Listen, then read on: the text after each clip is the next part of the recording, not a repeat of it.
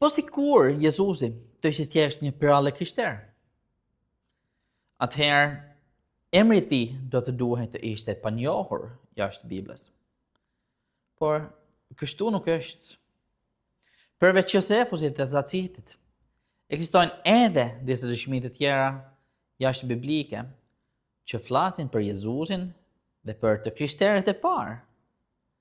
Plini I Riu, një guvernor romak në Azinë e vogël, ai shkruan rreth vitit 111 në një letër drejtuar perandorit Trajan, se të krishterët blidhen herët në mëngjes dhe ata këndojnë himne për Krishtin si për një perëndi. Kjo është jashtëzakonisht e hershme dhe tregon se Jezusi nuk shihej vetëm si një mësues, por adurohej.